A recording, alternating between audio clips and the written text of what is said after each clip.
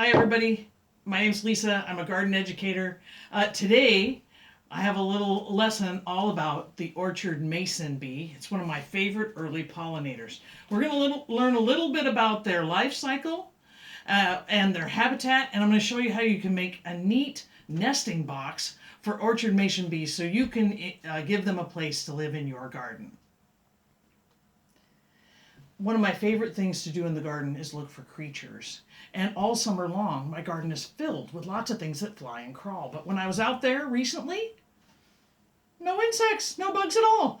So right now, all the creatures that like to live in your garden are either sleeping, waiting, or they've migrated someplace else. It's important to know a little or remember a little bit about insects and their life cycle as we start to learn a little bit about the orchard mason bee. So insects that make a complete change have this life cycle. The adult lays the egg. The egg hatches out into the baby, often called a larva or a caterpillar or a grub. And that baby eats a lot and it looks nothing whatsoever like its mother. And it eats and eats and eats until it can't eat anymore, it can't grow anymore, and then it needs to make a change. So it becomes the pupa, and in the pupa, its body reorganizes to become the adult insect that you're used to seeing in the garden. Right now, the orchard mason bees are waiting in the pupa, but they've already transformed into adults. Hey, let's see what's going on. All right. So orchard mason bees are called mason bees because they use mud to make cells to raise their young. And they raise their young in long tubes in a tree, an insect hole, or in paper tubes that you can put out in your garden. So inside the tube, the adult mason bee makes a cell, and in the cell it makes a pile of pollen stuck together with beeswax, and it lays its egg. That egg hatches out into a larva. The larva eats all of the pollen inside that cell and is ready to transform. It becomes the pupa and it changes into the adult. And then it waits. Now, most people that have mason bees, they open up these tubes at the end of the summer, in September or October, and they clean off the cocoons and they keep them in the refrigerator until right about now. Happy vernal equinox, by the way. Today's the first day of spring. It's a great reminder to put out your mason bee houses. All right, I just got my cocoons out from the refrigerator, and there will be some small ones and some large ones. The small ones are the adults. They have a little nipple on the front. That's the head of the creature. We were really careful and we opened up one. Now, although the cocoons look like they're really fragile, they're actually very, very strong. So you just have to be brave and just careful, and you can cut the cocoon open and there will be an orchard mason bee inside. Action. All right, so you want to make a nesting box at your place to support some mason bees. You don't even have to have the cocoons. They already live around here. You can buy these pre-rolled tubes from a local company called Crown Bees. You can also get cocoons from them, but you can also roll your own. Now, I know a lot of you have an old water bottle or any container that's 4 to 6 inches tall and has straight walls.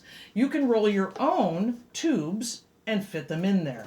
So all you need is a piece of paper and a pencil, and you just start rolling. And I'll tell you what, I didn't really like it the first time I did it, maybe even the second time I did it, but I got pretty good at it. All right, now I tape this tube closed. Now I get to be a mason bee. I'm going to go out to the yard and get a little mud, some good sticky dirt that'll stick together. I made some mud here. Just remember, when you're making mud, a little bit of water goes a long way. And what I'm going to do is I'm going to close up the end of this tube with the mud, just like the mason bee will do. And then I can put it in my mason bee house.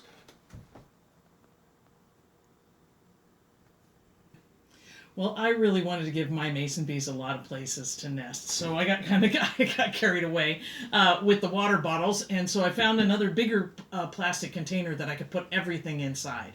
I used the lid as kind of a roof because I want to hang this up outside near where my fruit trees are flowering, but up under the eaves of my house, either on the south or west side of the house. And I thought this way, for sure, the nesting tubes are going to stay protected. Now, I want to also launch my cocoons that I have, so I made a launch pad. Can you read that? Oh, how about that? I made a launch pad out of another water bottle, and then I just used some paper to kind of make it dark inside. I took hot melt glue and glued the lids on, so that was pretty good, so it sits nicely. I'm going to put my cocoons in an old matchbox. I'm going to put maybe, I don't know, maybe 6 or 8 at a time, because I have quite a few. And then I'm going to let them emerge as they will, and I'll check them after a day or two. And when they're all empty, I'll put some more in. So I'm going to stagger my release. This can go anywhere outside where it's protected on a flat surface. All right, I'm going to put this on the west side. We have very deep eaves. I put a couple hooks up here, and I'm going to hang that.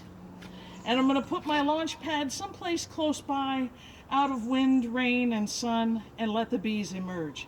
Hey, there's a lot to know about orchard mason bees. We wanted to keep this short so as to keep it going and not be too long.